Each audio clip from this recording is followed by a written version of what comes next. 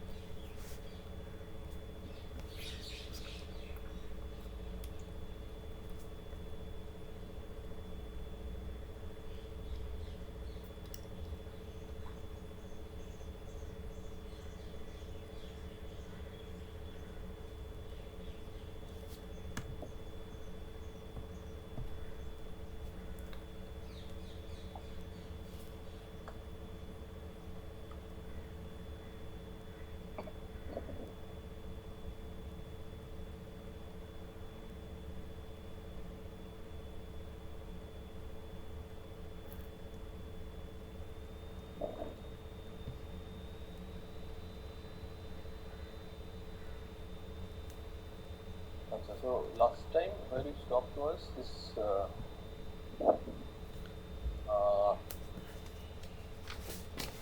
tensor product. হ্যাঁ So we have two representations, phi p, phi prime p prime, then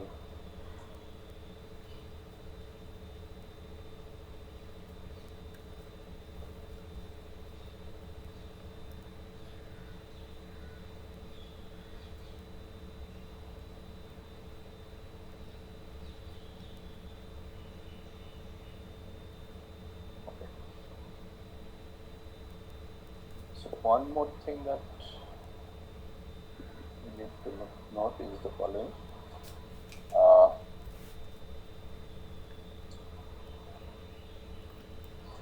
So suppose phi v is a representation.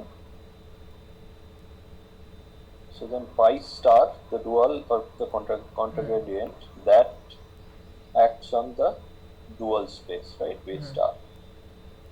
So phi star A is phi transpose.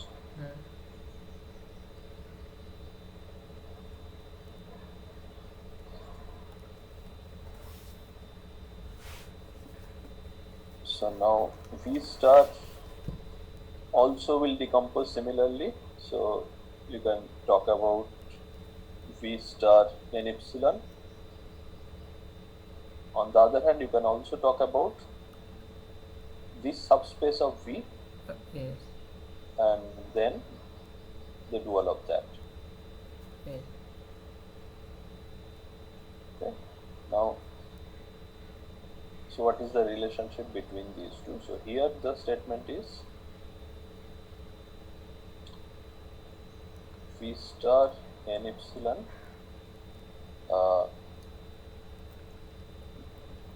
is equal to V minus n epsilon star.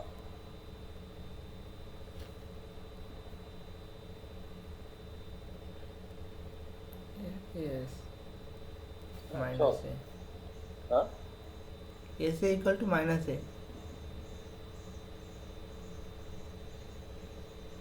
SA equal to that is for USL2C. yes But for UQ, S is different. yes yes Look at the map. So SK is k inverse K inverse, SK inverse is k K, but these are a little more complicated. So just check K and K inverse will come in. I think it's XK inverse, KY and KY. So this is minus X K inverse and this is minus KY. So this is the antipode map for UQSL2C. So for this you write V as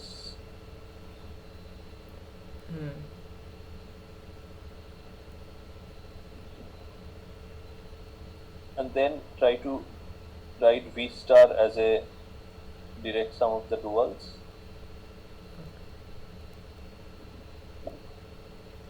and on the other hand V star, you have this decomposition of V star. So you have both this as well as these two you have. So use these two and see if you get this equal. Okay. So basically you have to look at how this thing is acting.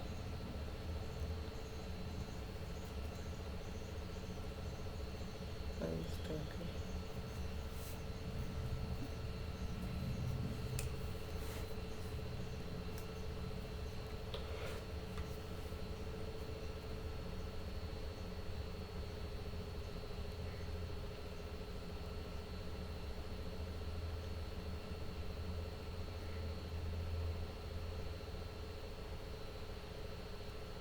Sir, Yes. it is a minus n epsilon or n minus epsilon? No, minus n epsilon. So there is no change in type when you go to the dual. Okay.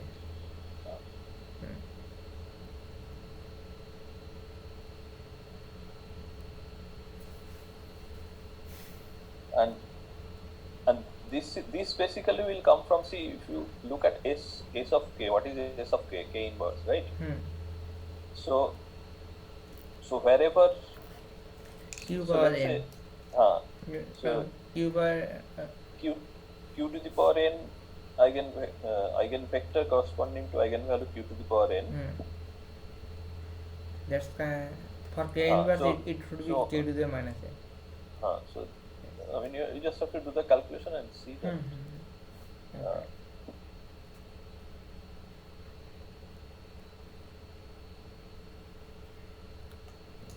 Okay. So now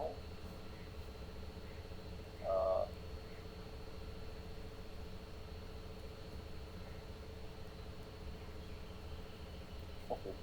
Before that, I think last time I gave the Hopf algebra structure also, right? The Yes. co-multiplication map and antipode and co-unit, etc. Okay. So now we just a little bit on Hopf algebras. So Hopf algebra, of course, you have seen the definition. Now, one special class of Hopf algebras turn out to be important.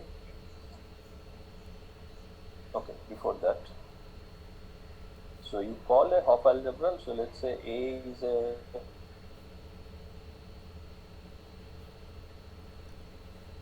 Hopf algebra. So you call it co. Sir, not updating. Not updating. Okay.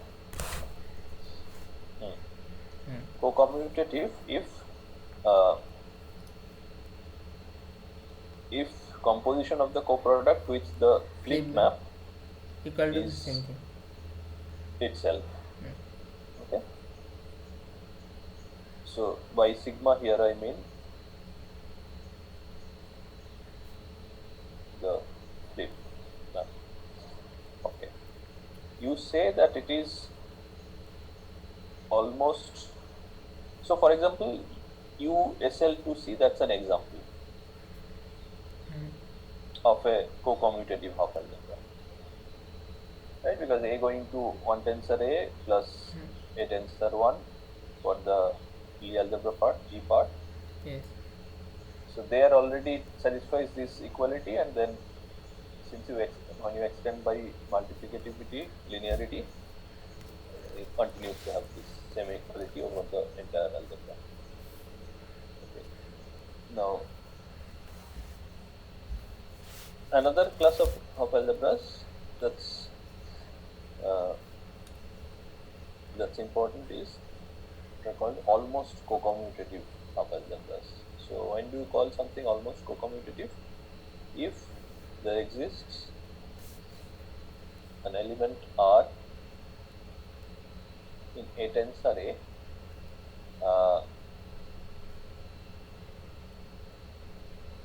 invertible such that by the way, so this map the flip composed with delta, that's usually denoted by delta of opposite co-multiplication. So that itself is another co-multiplication of the algebra on the space. Okay.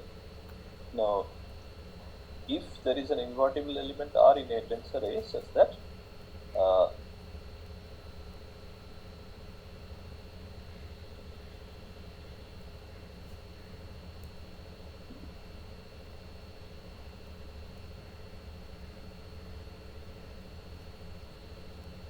so then you call it almost co-commutative. Okay. And I'll list two more definitions, but I mean the conditions you don't have to care about the exact conditions too much right now, but just keep it in mind so that whenever later on we'll need those. Right now don't have to worry about the exact equalities. So you call an almost co-commutative half algebra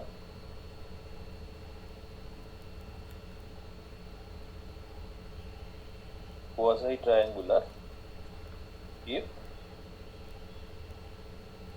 the following happens. So R is an element of a tensor A, so you apply delta in the first copy, then this is equal to R13, R23, and if you apply delta in the second copy, then it is R13, R12.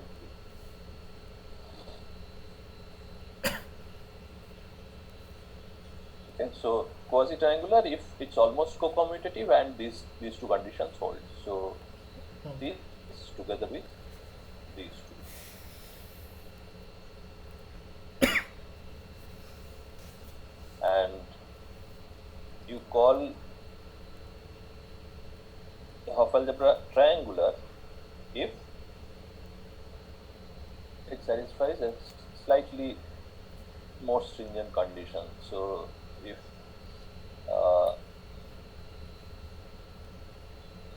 R21, so this means basically you just switch the components of R.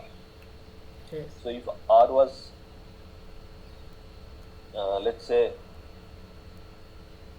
A tensor B, then R21 is okay. Then R21 is B1 tensor A1 plus B2 tensor A2. So you just switch the components. So this product is equal to, okay, and just start writing just or writing R12, that's the same when you have just two copies. So you could write it this way. So I mean another way to say the same thing would be, for example, R inverse is R21. Right? So if this happens, then you say that the half algebra is triangular.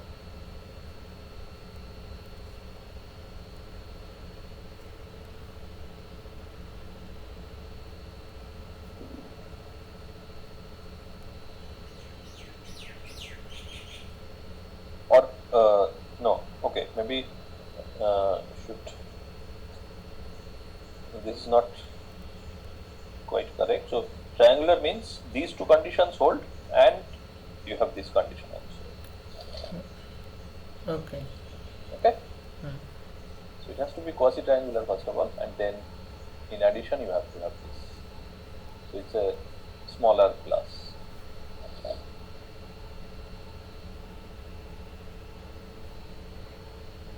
Okay. So now I will go to the next page.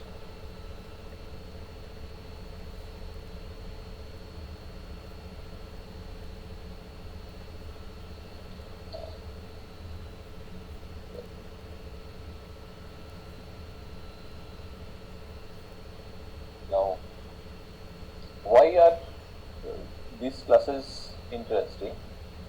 So to see that, we'll do some calculations. So suppose you have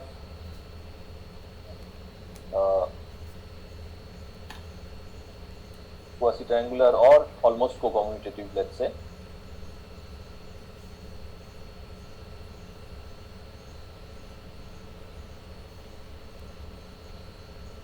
Half algebra. So this element R, it's called, that is something I forgot to mention. So R is called the universal R matrix.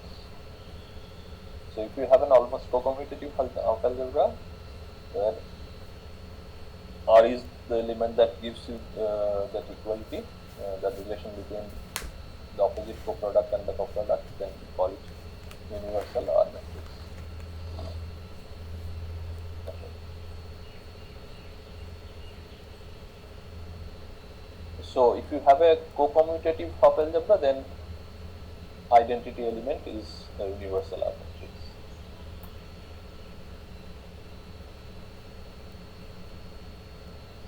Okay, now let's say you have an almost co-commutative half algebra, and let's say pi 1 v1 and pi 2 v2 two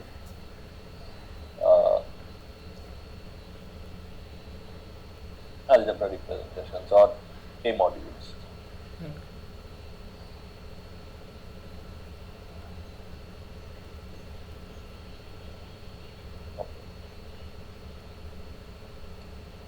So now we can talk about the tensor product representation, and we can talk about pi 1 tensor pi 2 as well as pi 2 tensor pi 1. So this acts on v1 tensor v2, this acts on v2 tensor v1. Okay. Also, let's denote the flip map between v1 tensor v2 to v2 tensor v1 by okay.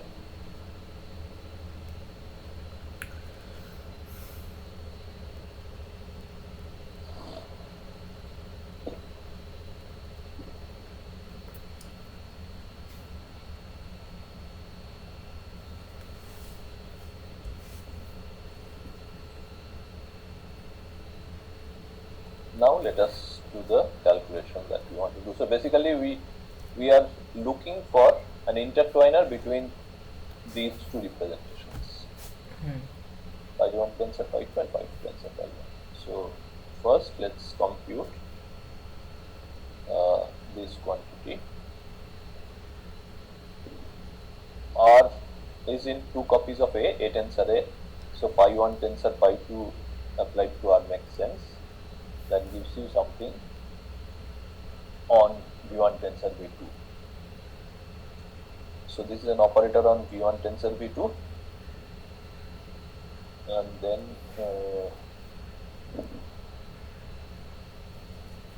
this is again an operator on v1 tensor v2. So this entire thing is starting from v1 tensor v2 and going to, at the end, it's being taken to v2 tensor v1, right? Yes. So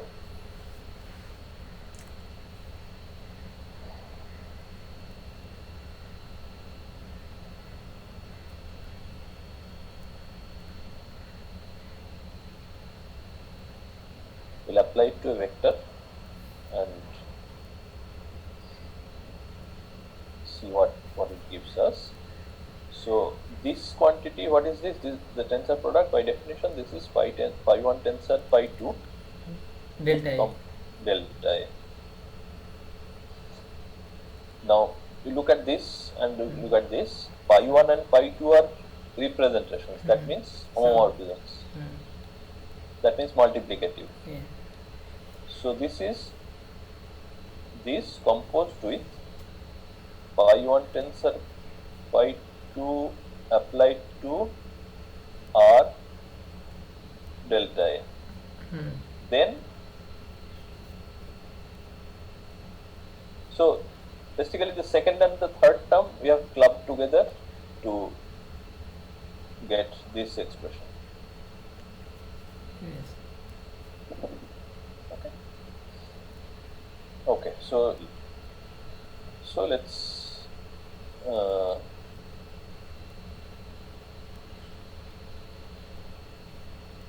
we'll come back to this quantity in a moment.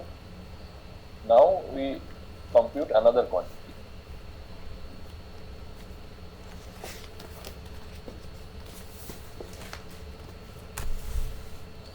which is phi2 tensor phi1 A, then the first two terms in the previous expression. So v1, v2 composed with phi1 tensor phi2 R. Okay, so now once again this is acting on v1 tensor v2. It starts from v1 tensor v2. Then this sigma flips them. So now you are, after you have applied sigma, you are in v2 tensor v1, and this is keeping you there. So it starts from v1 tensor v2 and lands up in v2 tensor v1. Yeah. So now what do you get if you apply it to a vector v1 tensor v2? So that's what we are going to talk.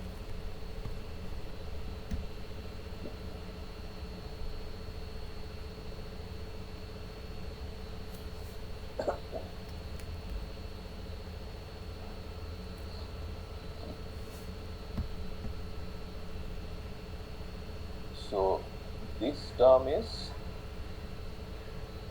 phi2 tensor phi1 delta A.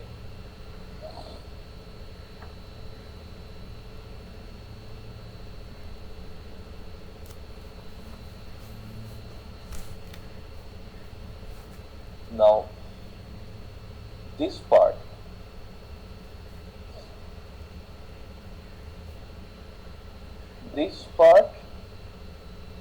another way we can write this part is the following.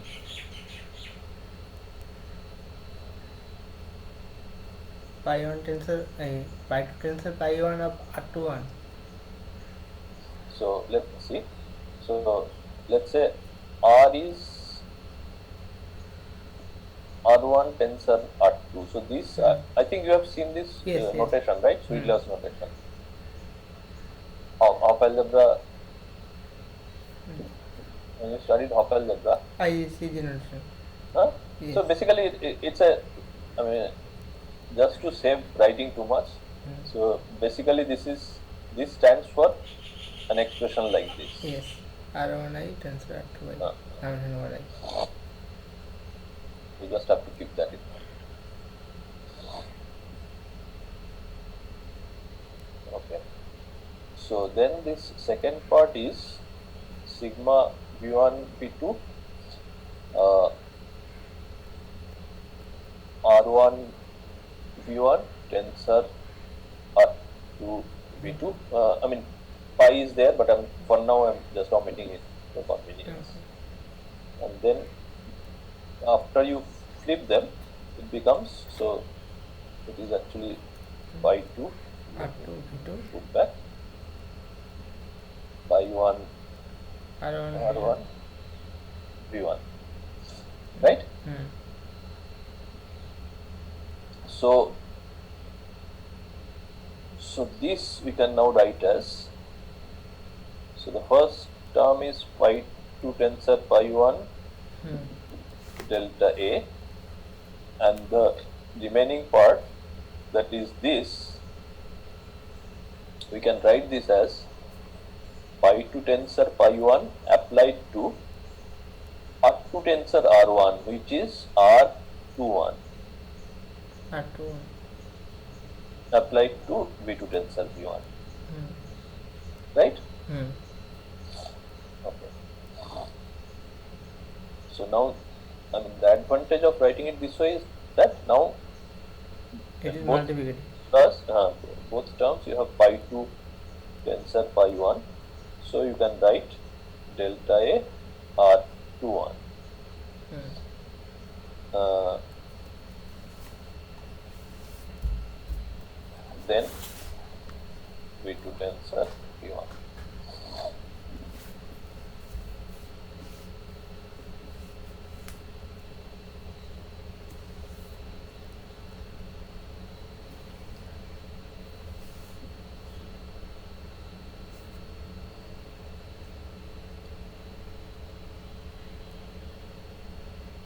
Now,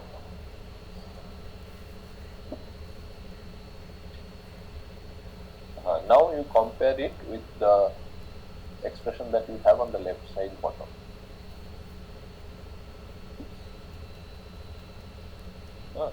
So let me do the following. So left side, that let's take up that expression again. So here, what do you have?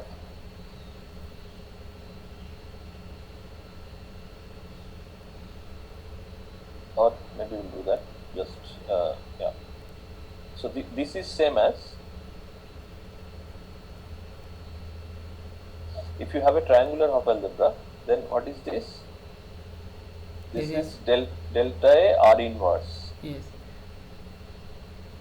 Now R delta A R inverse is delta opposite A. Right?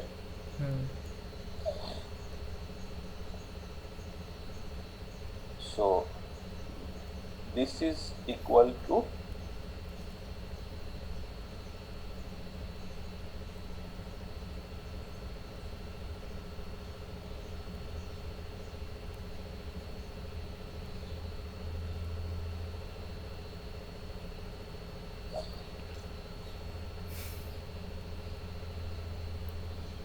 R inverse delta opposite.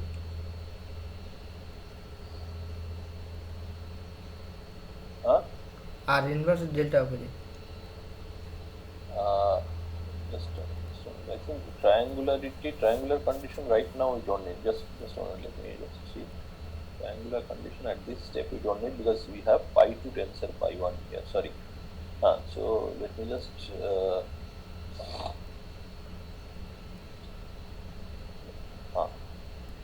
right. So right now this is not something that I'm going to use.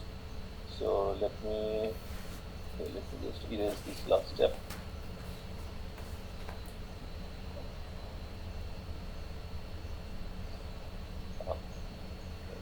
So let me just continue with this a little bit.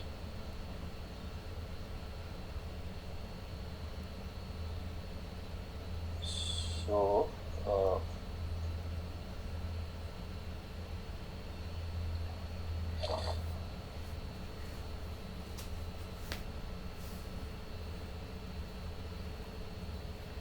let's use Swidler's notation again. So delta A, let's write A1 tensor A2. Okay? And R will write R1 tensor R2. Fine. So then what is this? This is pi 2 A1. Pi 2 A1 tensor pi 1 A2.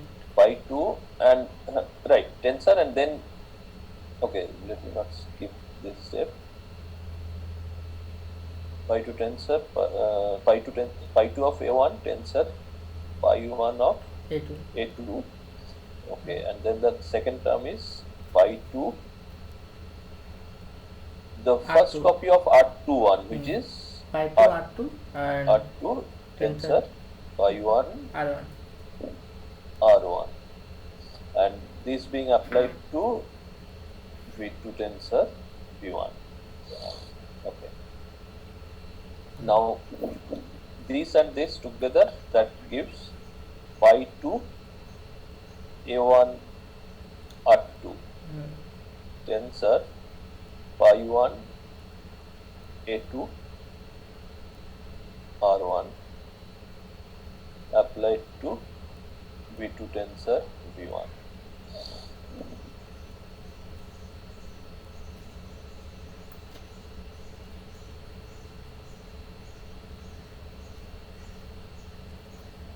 So another way to write this would be, so let me switch this and let me switch these two also.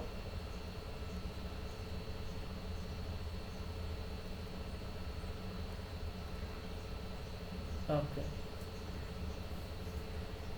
Okay, and then apply a flip Same. at the end. This is same as the previous line, right? So this is the earlier step, but just switching their positions, which is taken care of by this flip map. Fine.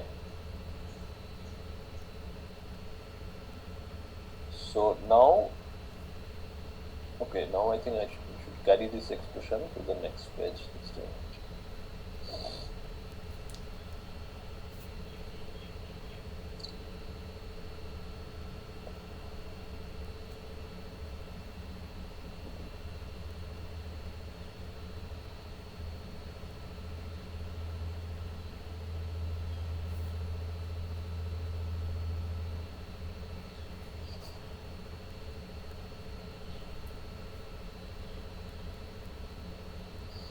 Okay.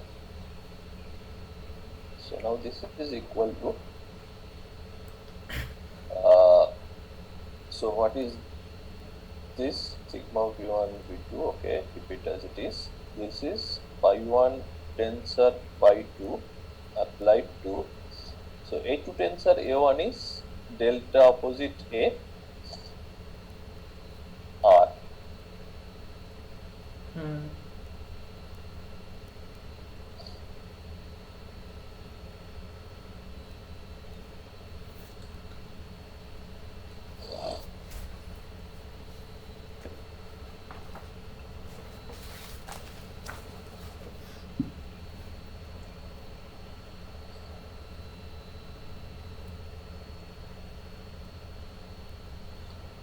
Right? Yes. And what was the R delta. earlier expression? That was The R previous- delta. Yeah. And So here the first expression was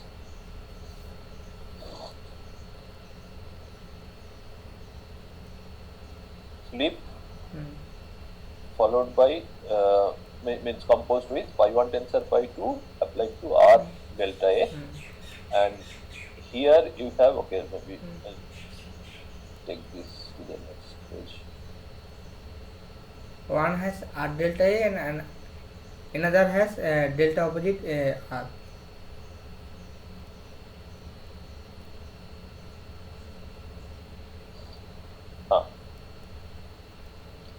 So almost co-commutative means that these two are equal. Yes.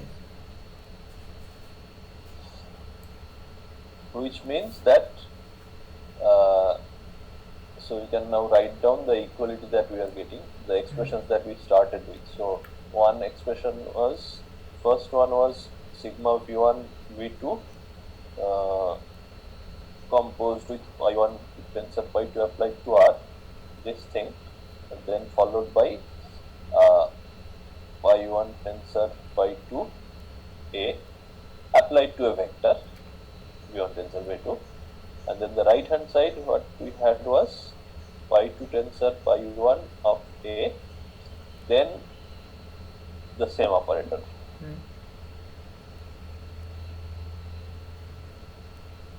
And then again applied to the same vector v1 tensor v2. So you have this equality. This calculation gives you this equality. Right? So this operator is an intertwiner between phi1 tensor phi2 and phi2 tensor phi1. Right? So let's have a notation for this. Let's write R phi 1 phi 2 for sigma v1 v2 composed with phi 1 tensor phi 2 applied to R. So then what we have is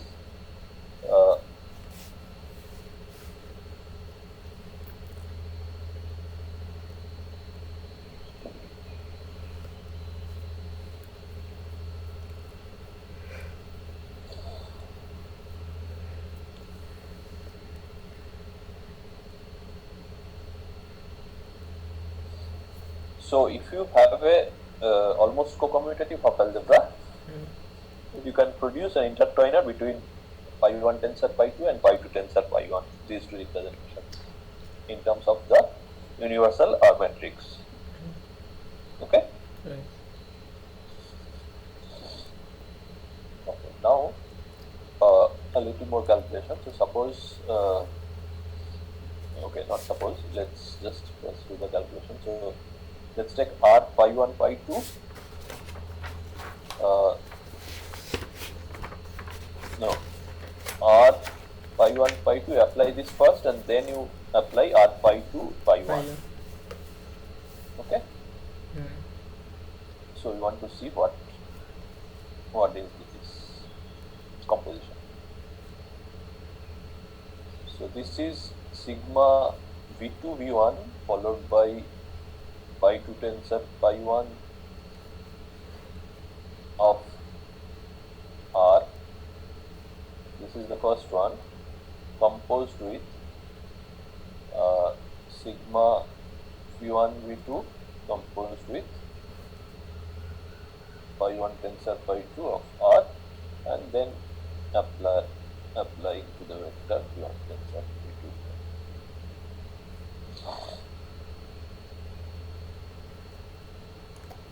Okay. Now you simplify this and try to write this, avoiding the use of the flip maps if possible.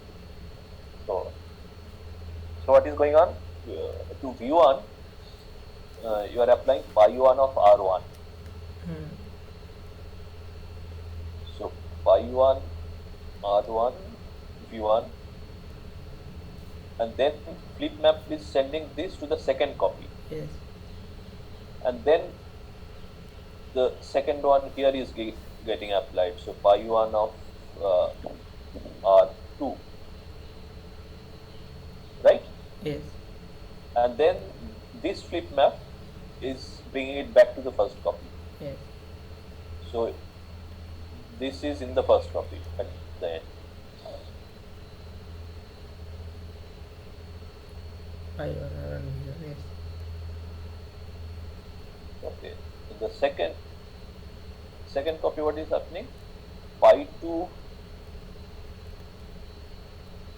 R2 is getting applied to V2.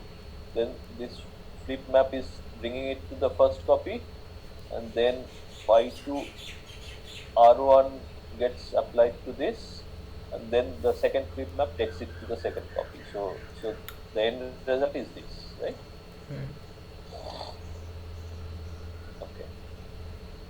So what is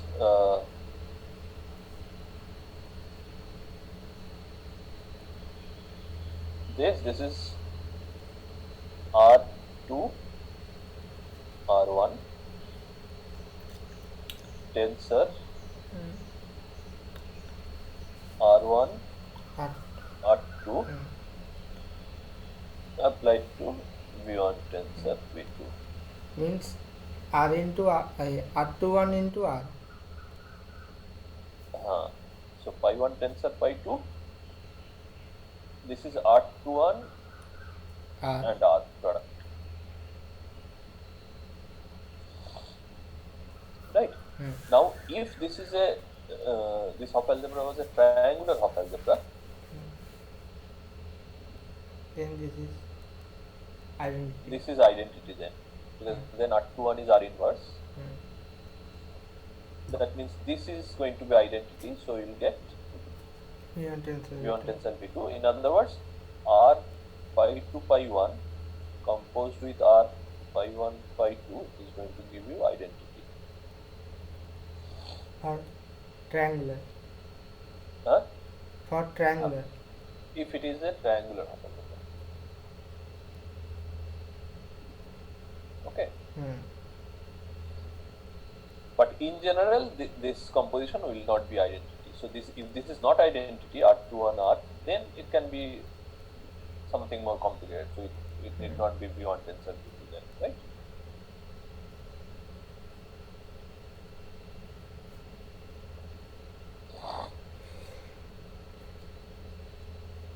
Okay.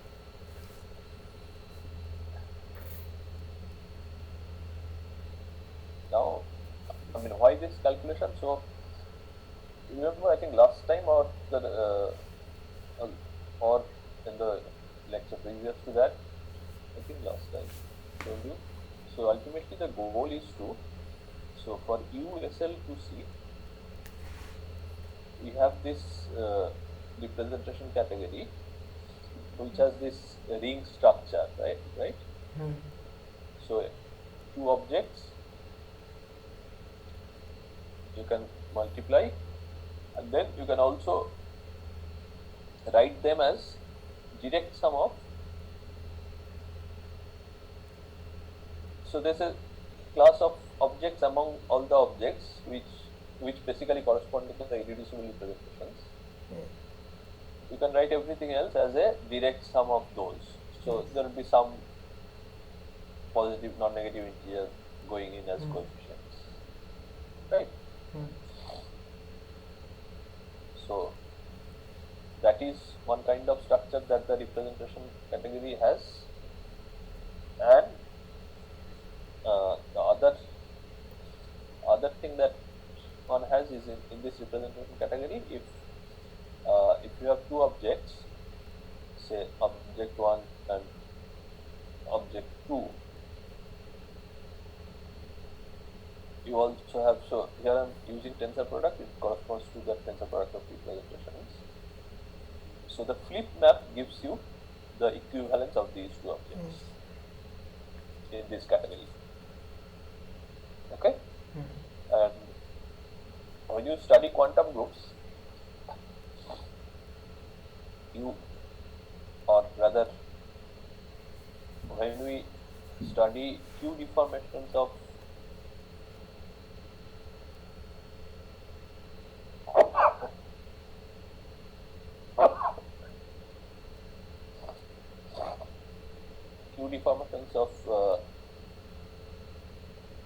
SL2.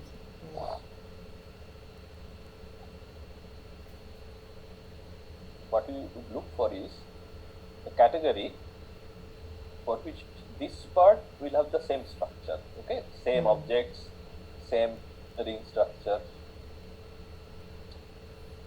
This part, there will be a slight difference, and the difference would be that the flip map will not give you this equivalence. Something slightly complicated will give you this equivalence. Okay. Okay. So, for example, if suppose, I'm not saying that this is the case, suppose this Hopf algebra that we have defined, now we have already seen that the algebra representations, for them, at least the irreducibles, they correspond exactly to the irreducibles here, USL to C. Type 1, when you restrict to type 1s. This thing we have not looked at yet, but we'll see later that this also is the same. Okay?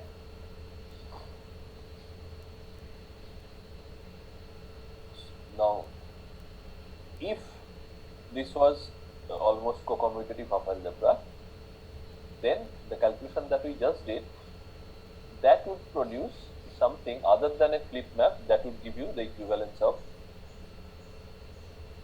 these two, right? Yes. Okay? Yes. Okay. So, now the next problem that we are going to face is the following, that this Hopf algebra that we have defined, that is in fact not a quasi-triangular Hopf algebra. Okay, not an almost co-commutative Hopf algebra. Okay. Not almost co-commutative.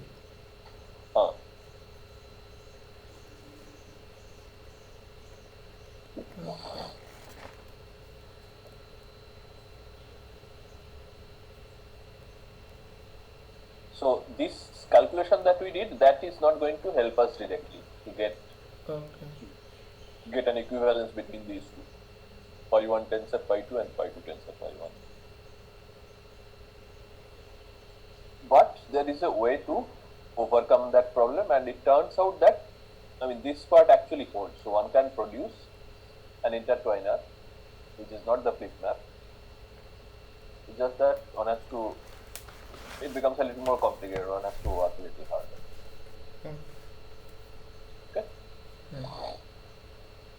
So here we have to bring in another Hopf algebra, which is the following, which is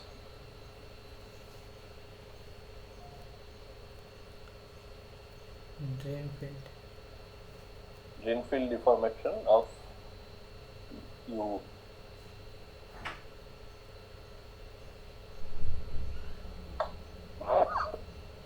Just a minute.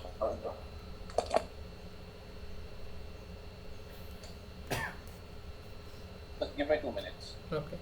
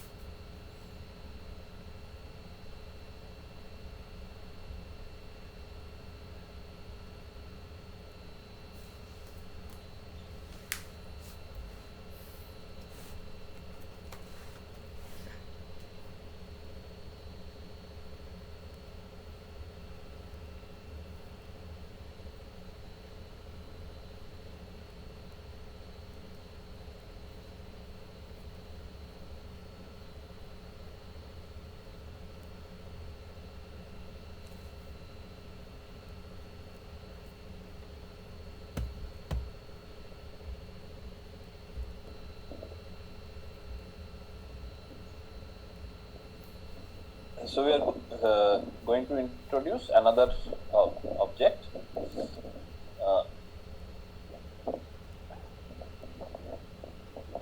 Then we'll see that. So basically, we'll use this to ultimately get this intertwiner for USL2 that we have defined.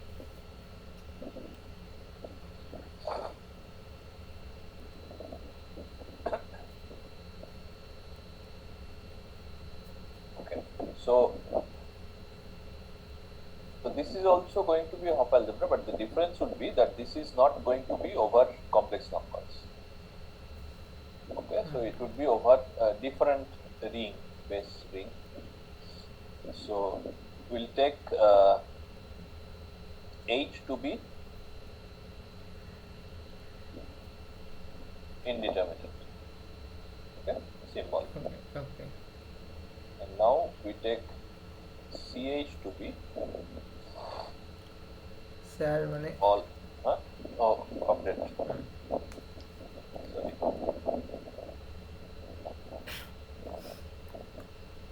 power series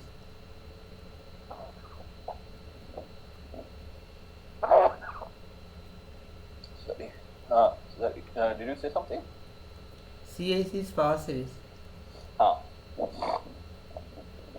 All formal power series with complex coefficient. So formal power series means you don't worry about convergence or any such thing, yes just infinite sequence basically.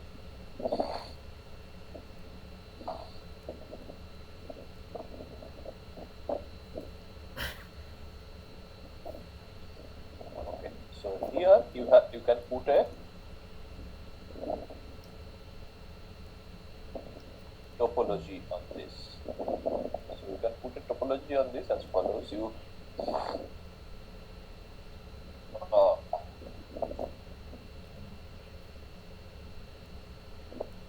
so it is called the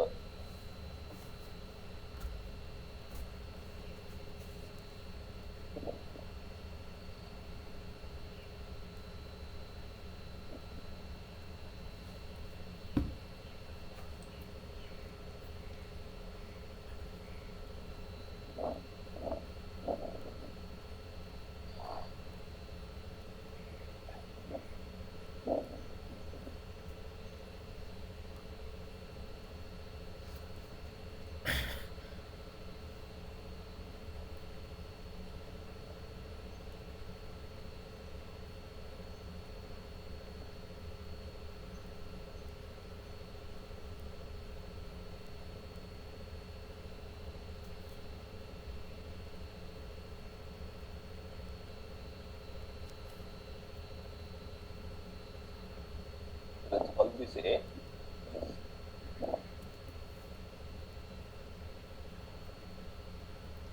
To take this family of sets,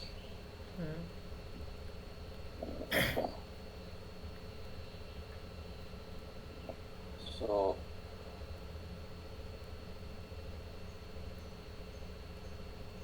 use this as a basis near zero, at zero, near or at zero.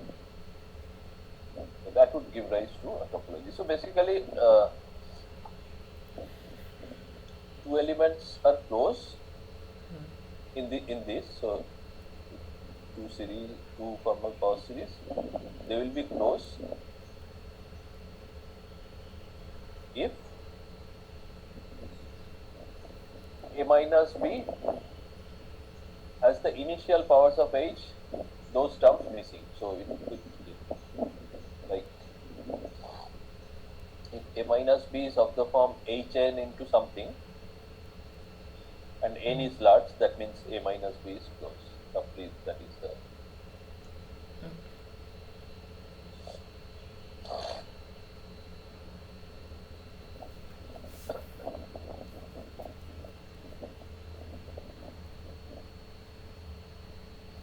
So what this topology will do is, for example, if you have a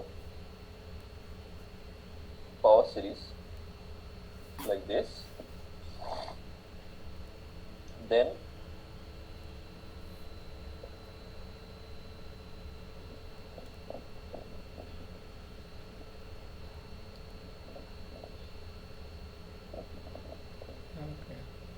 these series will converge to this.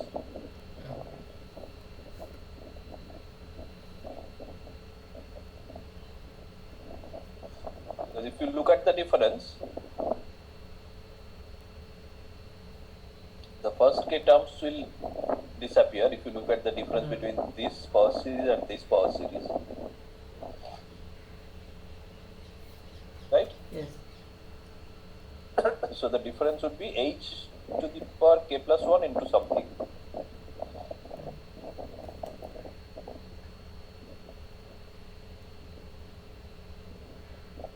So as k increases, the difference gets closer and closer to 0. That is how this topology works. So this is called the agentic topology I mean, we won't directly use it. I'm just mentioning it so that later on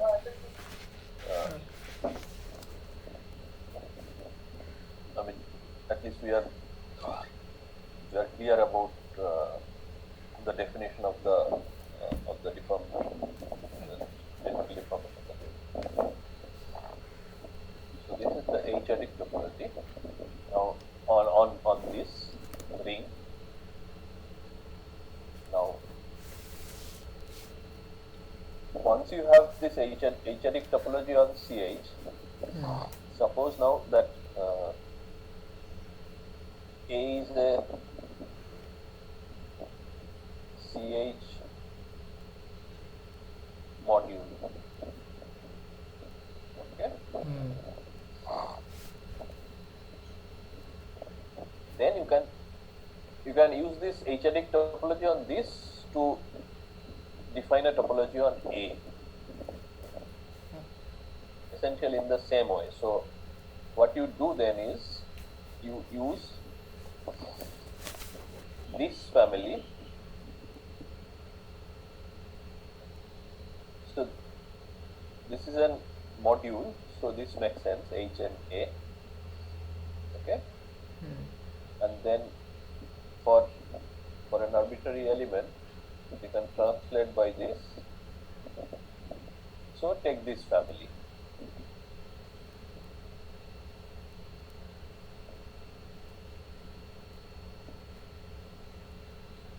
And use it as a basis.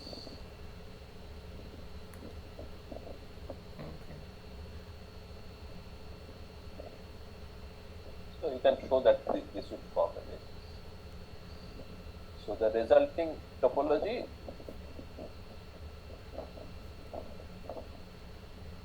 would be the agentic topology on A. Okay. And now once you have a topology, so this would in fact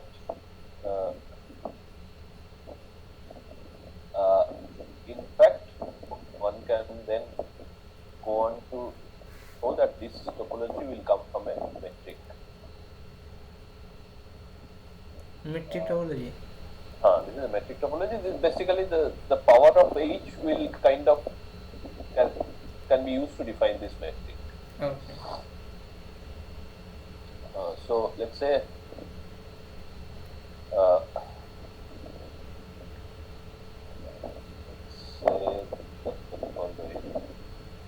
so let's say you have two elements in A.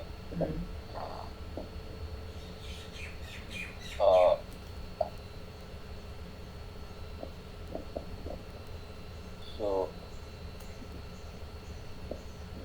metric in fact a norm you can define. So B minus A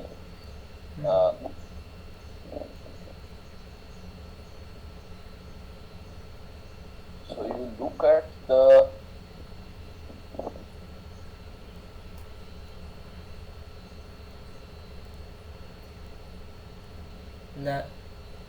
list n.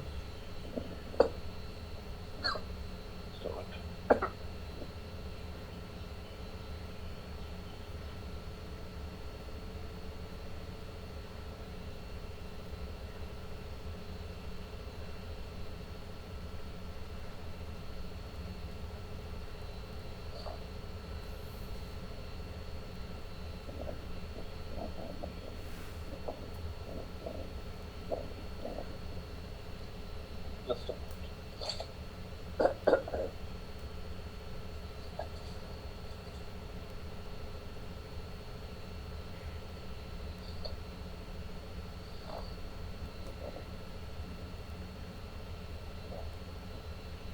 yeah, so this is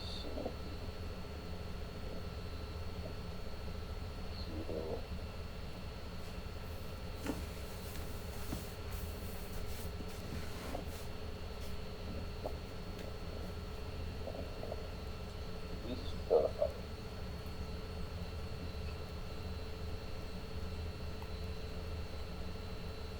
Not least. I think the Largest chain.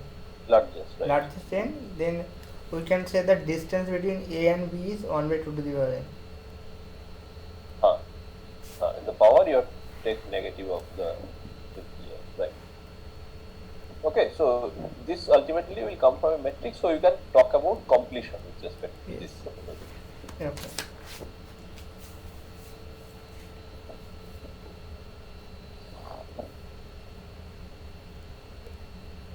So now we come to the definition of the algebra, the Drifflin deformation.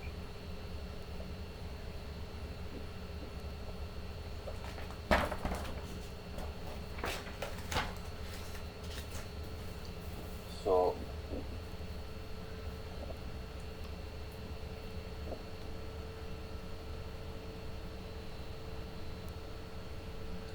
which SL2 is the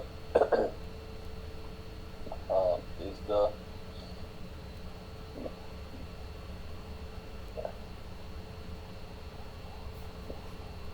module over Sir, not updating. okay. Okay. Module over C is generated by three elements H, X, Y.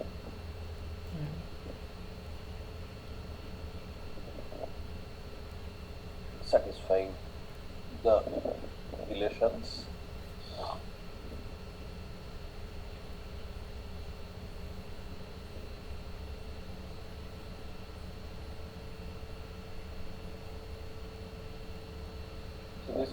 these are identical to the SL2C. In fact, these two. The third condition reads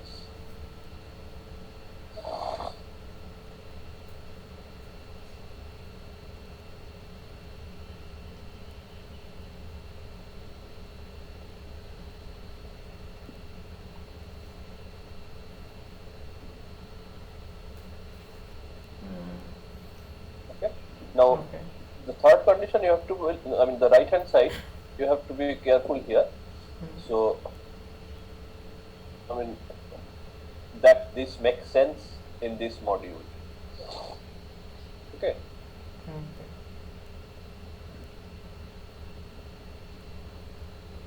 So, for example, by itself, the denominator 1 by this will not make sense. Yes. Right, because if you just look at this, the constant term is 0 here. Yes, constant So you term have is something cancelled. like, Constant term is cancelled. So first time we can. If you just had this, this will not make sense in this ring or this module, because this should be something like 1 over h times something, and that you cannot give meaning to either here or here, because this is something from the base ring. But since numerator also you have something similar, there would be one h extra from here also, so those two h's will cancel each other. Okay, so ultimately what you will have is, in the numerator you will have some power series where the coefficient should involve this element h, but the constant term would be non-zero. But more importantly, the denominator you have a power series where the constant term is non-zero.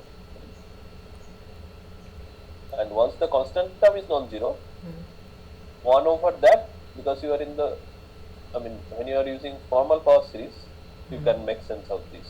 So what I mean is, this is something of this form as long as the constant term is non-zero. Any formal power series with non-zero constant term can be inverted. Yes. So you can use that. So the right hand side will make sense. Is a valid quantity. So this is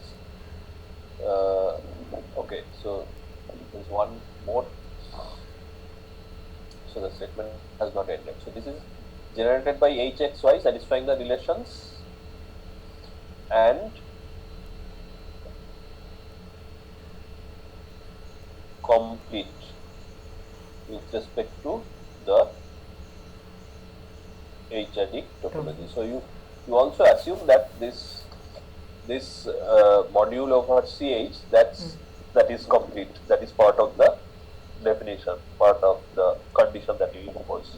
Or we can take the completion.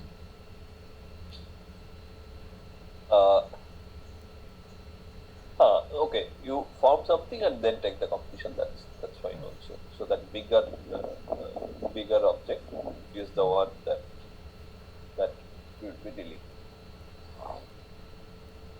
Okay, so that, and then the hop structure is the following.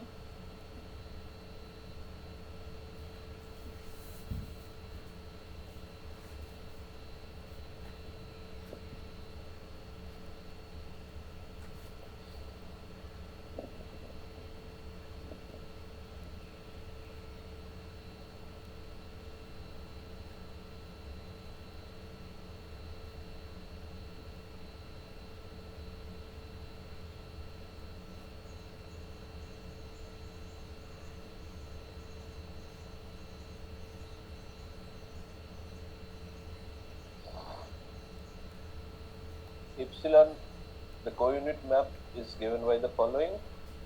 Everything is going to 0. Everything is generating elements, not everything. Identity will go to identity, so you will get ultimately something that is non-zero. The map would be non-zero. And antipode,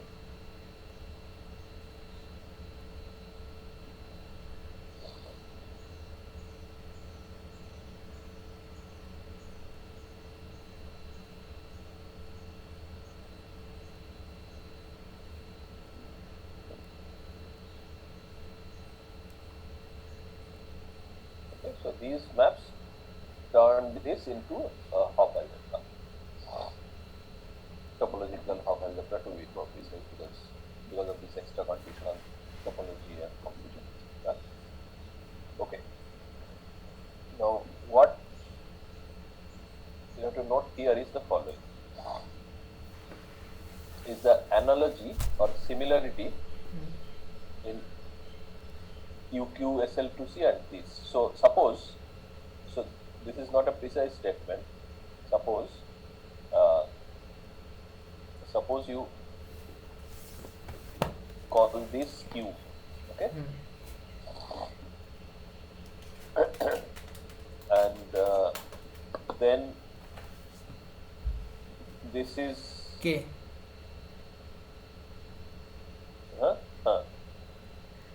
Right, Q to the power H is e to the power H, and this you call, let's say, K. Then what are the relations?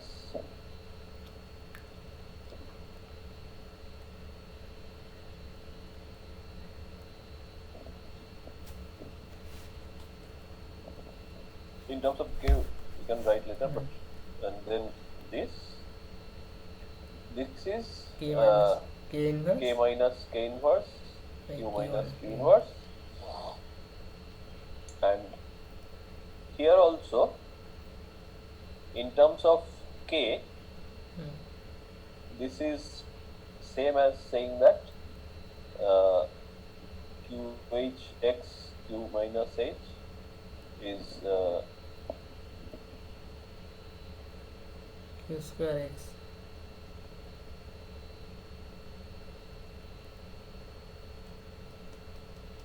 So these two, and they correspond to each other. So this is like the derivative of these conditions. Like from here, if you take, suppose it was like e to the power something, then you take derivative with respect to that, you will land up here. So that is one, and then you look at these maps, delta and so on. So this, when you take power,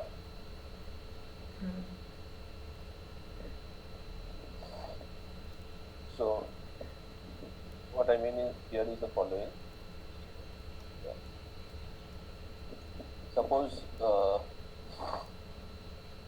you look at e to the power th tensor e to the power th. When you take derivative, what do you get at t equal to 0?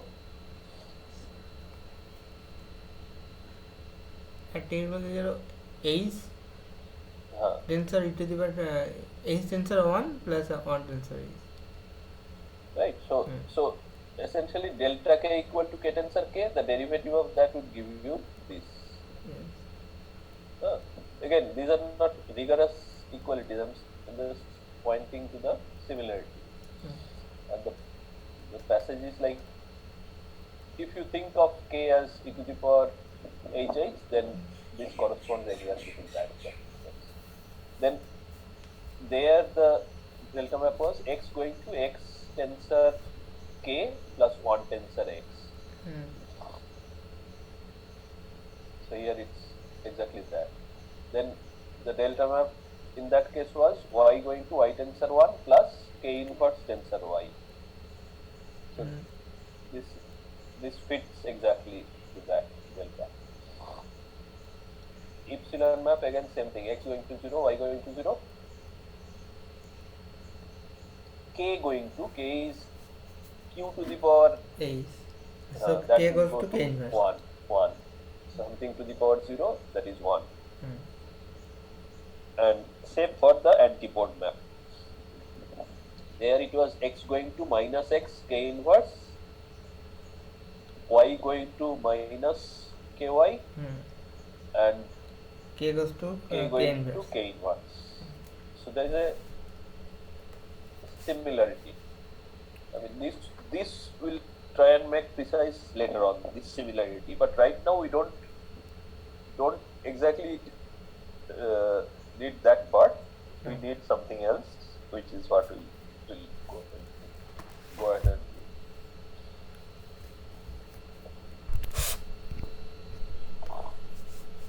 One more thing we'll need about this, which again we won't prove. This is a theorem due to Drifflin,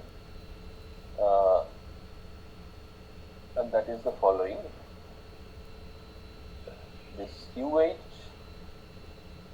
SL2 is so this is a theorem due to Drifflin, quasi triangular half algebra with universal R matrix given by R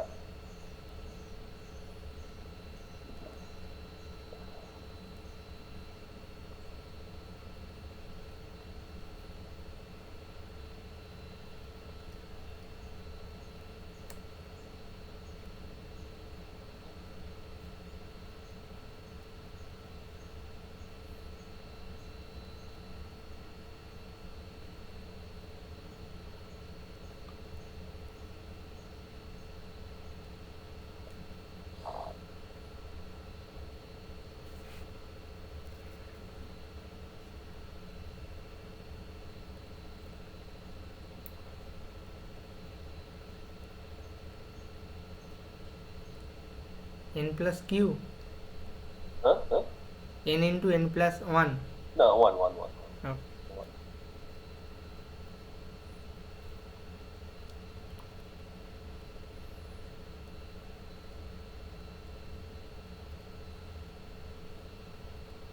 And then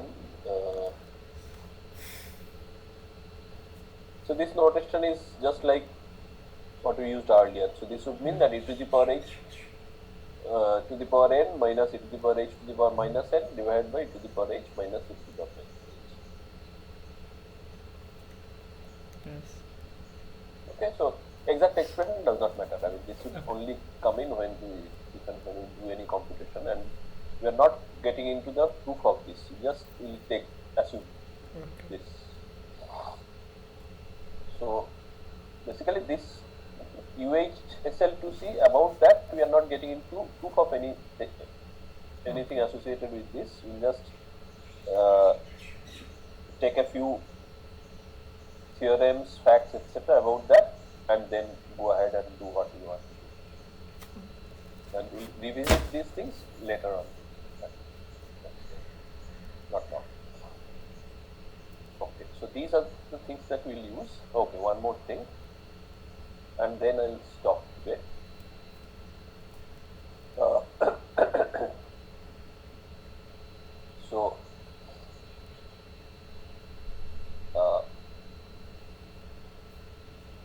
So irreducible representations are simple modules of QHSL2. Okay, so this you can just see if similar arguments like in the earlier cases give this list. So there is a list here. So for each m in n, you have Vm, which is, so now the base is no more the complex numbers field. So now the base is Ch, a ring, right? So Vm is now not a vector space, but it's a free module.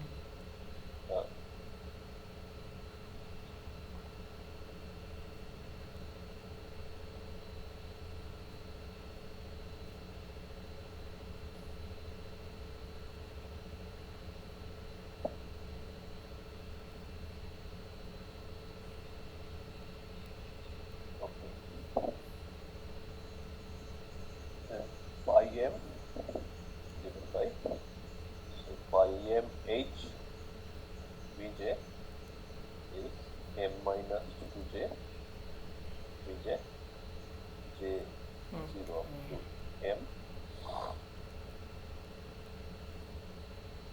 phi m x Vj equal to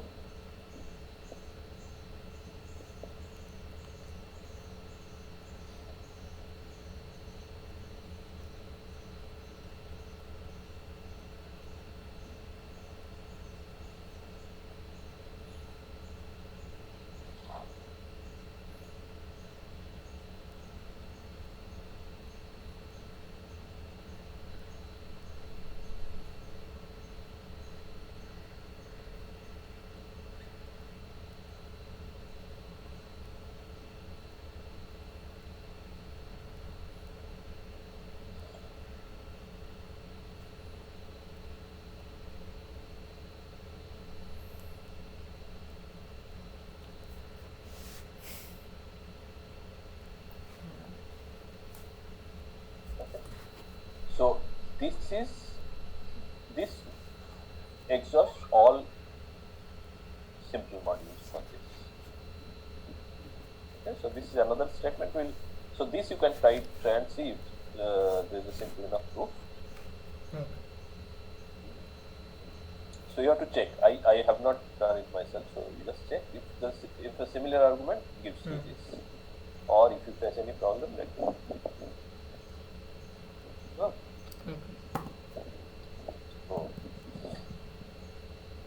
So once you cover this part, then we'll go ahead with the rest.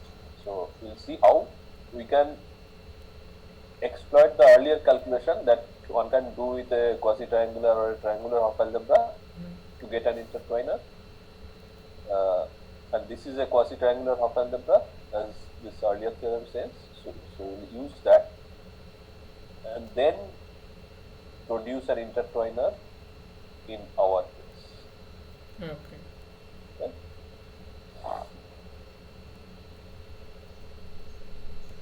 So I think I'll stop here.